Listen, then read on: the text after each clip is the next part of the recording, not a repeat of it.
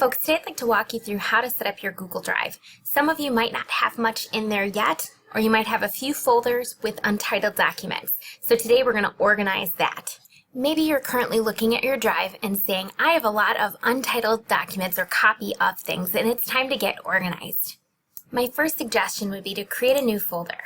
Make sure that whenever you create a new folder, document, Google Slideshow, whatever it may be, that you are naming and naming with intention. I'm going to make a folder entitled 2018-2019, so last school year.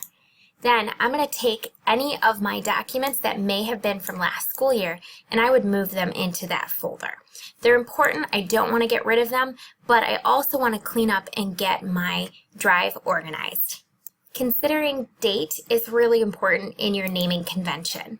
So I'm going to actually change this to 1920 and I'm going to entitle this History. I'm going to retitle my English folder here to 1920 English, and I'm going to create subsequent folders for all of my classes. Once I've created folders for each of my classes, I might choose to color code or organize my folders a little more visually. So I can change the color and I can choose to organize myself via color if that's helpful to me. Once I've changed my colors and I'm satisfied with my folders, then I can begin to organize my different untitled documents down here into the appropriate folders. Naming conventions become really important because you can search your drive based on the name of your assignments. So if you're very specific with your names, you'll never lose a document in your Google Drive.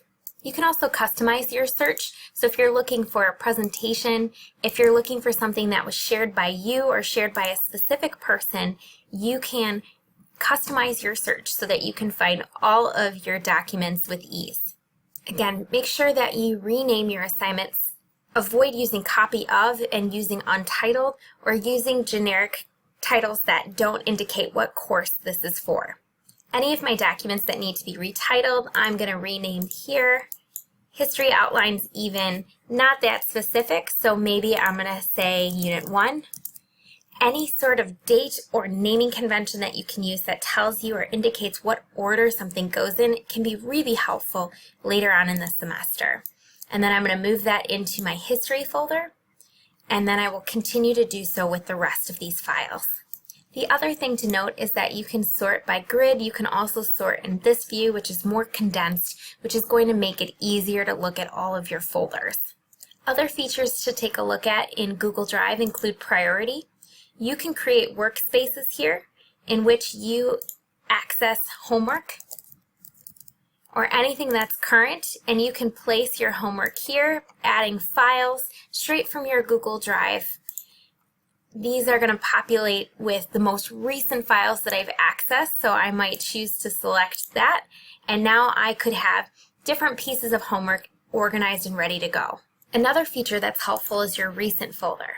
This tells you what you've worked on most recently and when it's been modified, so you can scroll through here to look at different documents, all sorts of file types, and see when you last opened them. Another feature that is helpful in terms of organization in Google Drive is starring. By starring a specific document, you can access that via this star link here, which will populate with things that you've deemed important. While there are so many different ways to organize your Google Drive, my biggest suggestions include create a folder for previous years, create a folder for each one of your classes, utilize color to help you organize, and then also be very careful and considerate with how you name your different documents. So go back today and start organizing your Google Drive and make sure you're very careful with how you name your documents.